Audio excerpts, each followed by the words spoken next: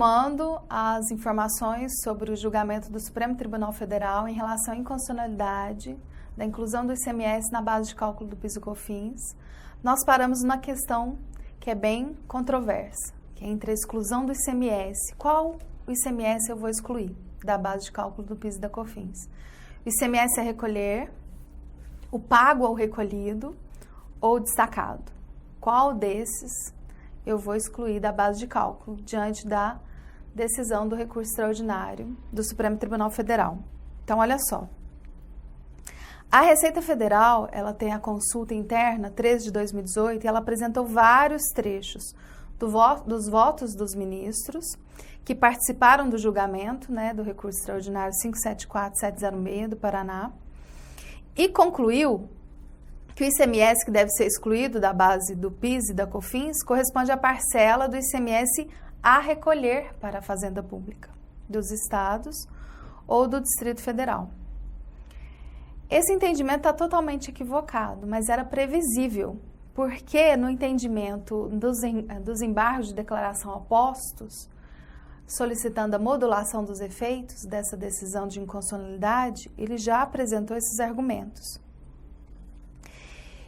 E o que nós temos para tratar desse assunto, dessa controvérsia que é a base de toda a questão do julgamento da inconstitucionalidade? Vários trechos dos votos, né, em especial da ministra Carmen Lúcia, é possível extrair o entendimento que do ICMS que deve ser excluído é o ICMS destacado no documento fiscal. Está muito claro no voto da ministra Carmen Lúcia, que a exclusão do ICMS é o ICMS que está destacado na nota fiscal. Em seu voto, a ministra ela sustentou que a busca do caso é o conceito constitucional de faturamento e receita. Foi lá na Lei 6.404 de 96 para buscar esse conceito de receita, sendo certo que é todo o ingresso que produz aumento de riqueza, ou seja, eleva o patrimônio do contribuinte. Esclareceu que o ICMS transita na contabilidade da empresa até o repasse ao Estado, e não se falando em receita, pois está ausente da substância de acréscimo patrimonial. Então, o ICMS, ele passa pela contabilidade, mas ele não é receita nem faturamento do contribuinte. Ele vai para... No caso, o ICMS vai para os estados ou o Distrito Federal. No trecho sobre o qual o ICMS, né, deve ser excluído da base de cálculo do PIS e da COFINS, a ministra ela estabelece que, embora se tenha a escrituração da parcela ainda a se compensar do ICMS, todo ele não se inclui na definição de faturamento, aproveitado por este Supremo Tribunal Federal, pelo que não pode compor a base de cálculo para fins de incidência do PIS e da COFINS. Então, no voto dela ficou claro que o ICMS que deve ser excluído é o ICMS destacado no documento fiscal. Esse é o entendimento correto, né? Pois a base de cálculo das contribuições do PIS e da COFINS é a receita bruta, conforme dispõe o artigo 12 do Decreto-Lei 1598 de 1977.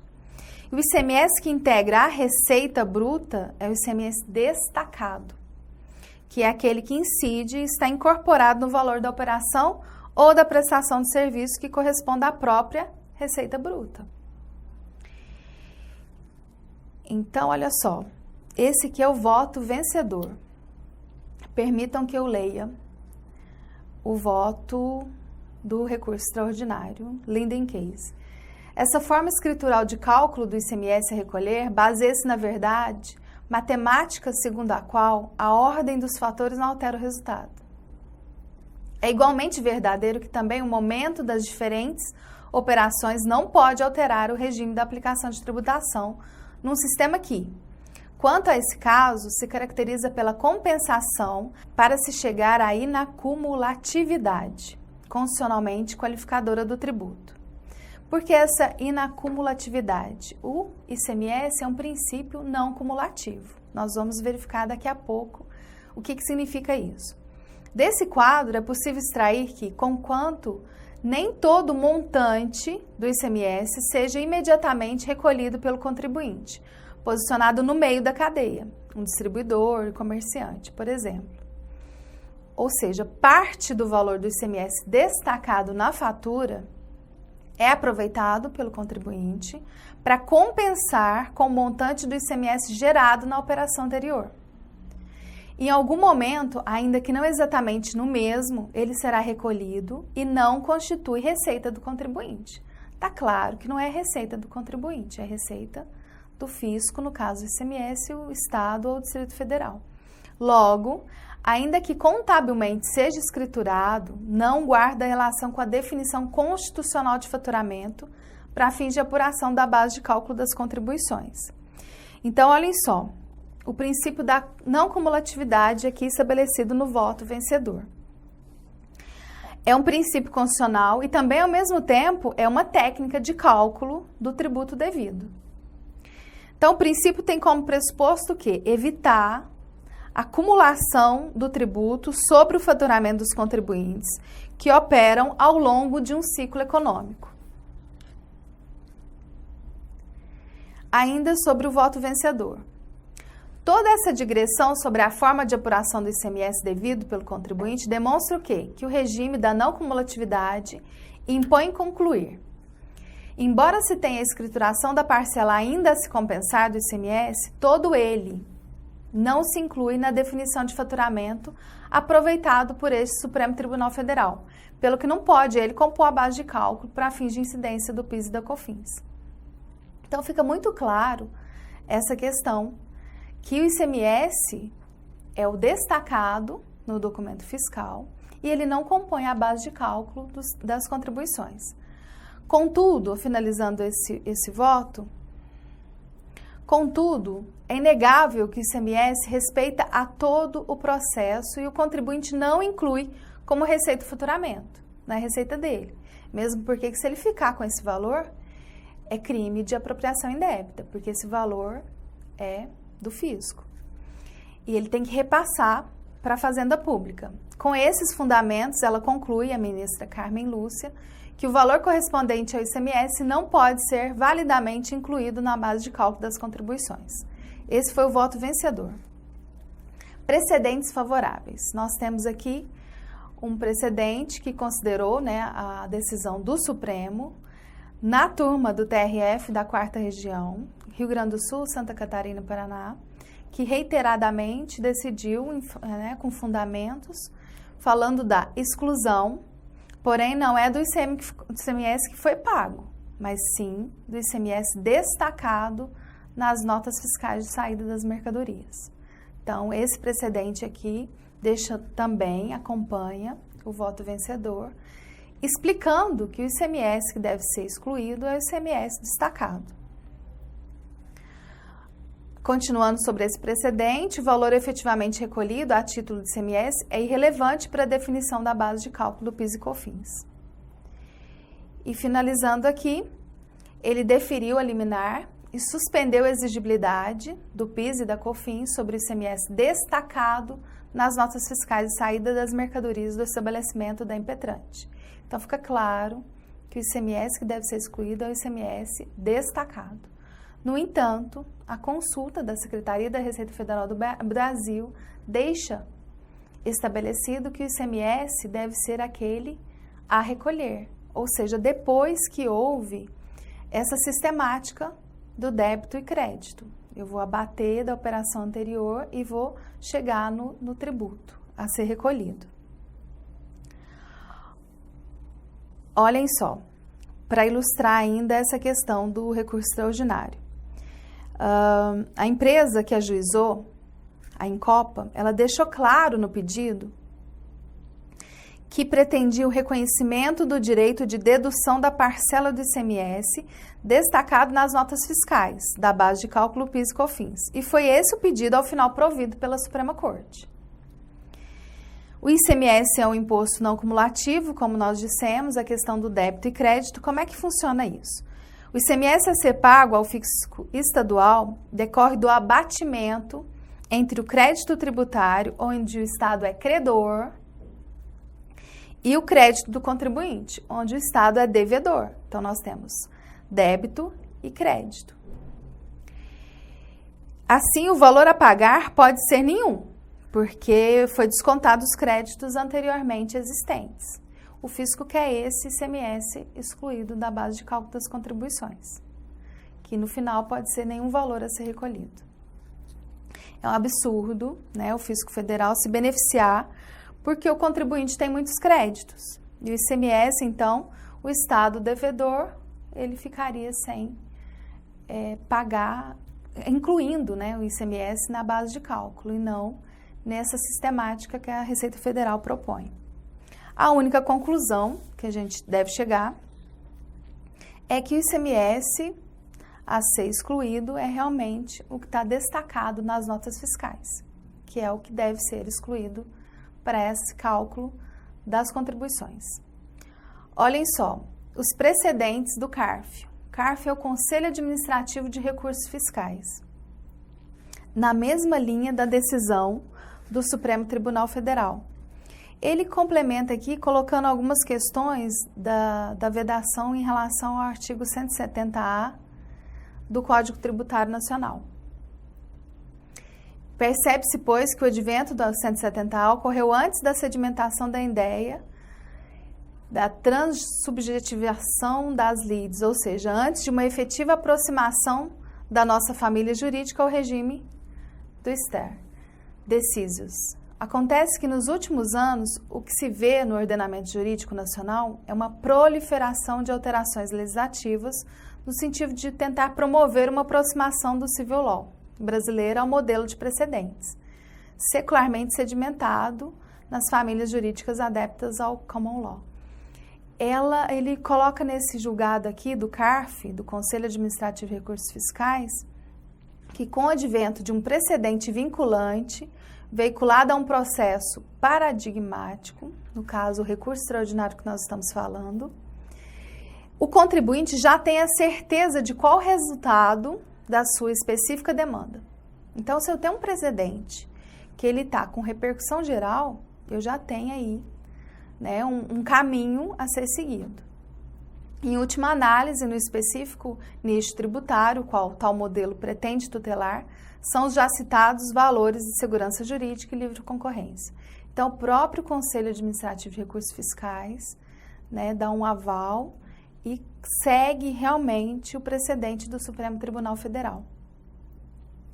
Aí ele coloca uma questão interessante aqui, dessa decisão parecer paradoxal em relação ao artigo 170A do Código Tributário Nacional.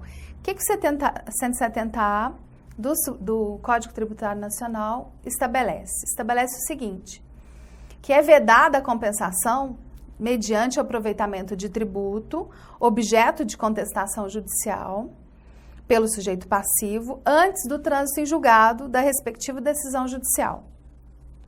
Então, aqui ele diz o seguinte, que, apesar de ser paradoxal admitir essa validade, ou seja, não houve ainda o trânsito em julgado, trata-se, né, de uma decisão que ela tem essas considerações a serem apontadas como precedente. Então, permitir a concessão de tutela de evidência para fins de compensação tributária, a tutela de evidência está estabelecida no artigo 311, inciso 2º do Código de Processo Civil, que diz o seguinte: a tutela de evidência será concedida independentemente da demonstração de perigo de dano ou risco do resultado útil do processo, quando, inciso 2º, as alegações de fato puderem ser comprovadas apenas documentalmente e houver tese firmada em julgamento, de casos repetitivos ou em súmula vinculante.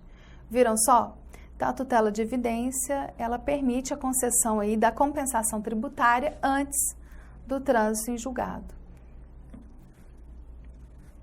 Os impactos da decisão. Agora nós vamos ver as questões de benefícios tributários. Qual que é a oportunidade tributária para os contribuintes que estejam no regime de tributação? Lucro presumido ou lucro real? As ações judiciais, olhem só. A medida judicial né, para beneficiar da decisão, como é que eu vou estabelecer essa medida judicial? Com pedido de liminar. A propositura de medida judicial com pedido de liminar, com o objetivo de quê? Suspender e afastar o recolhimento do PIS e da COFINS sobre o ICMS. Então, é uma medida que pode ser realizada em favor dos contribuintes nesse sentido. Essa suspensão eu vou fundamentar em relação ao artigo 151 do Código Tributário. E como não houve modulação dos seus efeitos, eu vou o quê? Pedir a recuperação do indébito tributário relativo aos últimos 5 anos. Essa é uma questão interessante e quem não entrou com a demanda, eu oriento que entre com a demanda judicial para que, se houver modulação dos seus efeitos, você não perca o benefício se houver a parametrização de data nesse sentido. Você pode também solicitar a recuperação do cumprimento provisório, possibilidade de requerer seu cumprimento provisório, nos casos que os processos estejam em curso, independentemente do trânsito em julgado, da decisão favorável. Requerer também a suspensão dos recolhimentos do PIS e da COFINS sobre o ICMS. Com base em quê? No artigo 13, parágrafo 3º da Lei 12.016 de 2009 e em relação ao artigo 151 do CTN, que fala da suspensão da exigibilidade do crédito tributário. E também requerer se houve o levantamento aí, né, de depósitos judiciais, se houve depósito judicial. No caso de compensação administrativa, a orientação é após o trânsito em julgado do processo, 170A, porém, como nós vimos no caso do CARF, da decisão do CARF, a relativização em relação à decisão do recurso extraordinário com repercussão geral. Outras teses, estamos finalizando as informações para vocês da inconstitucionalidade do ICMS da base de cálculo do PIS e da COFINS. Nós vamos utilizar esses mesmos argumentos para outros tributos. Então, por exemplo, o ISS não compõe faturamento também das empresas. O ISS é imposto sobre serviços e prestação de serviços, e ele também não compõe o faturamento da empresa. Também não poderia estar compondo aí a base de cálculo das contribuições. Abre um leque de possibilidades em relação a essas exclusões. Eu gostaria aqui de deixar aberta uma discussão, né? Eu vou deixar o contato aqui na rede social, no Instagram, professora Elisandra Abreu, tem o LinkedIn também, que vocês podem acessar para as informações. E eu gosto muito de mencionar essa frase, porque nós aprendemos realmente nos encontros. Então, ninguém muda ninguém, ninguém muda sozinho, nós mudamos nos encontros. Então, vamos debater questões de matéria tributária. Meu nome é Elisandra Abreu, sou professora do IDA Curso e agradeço.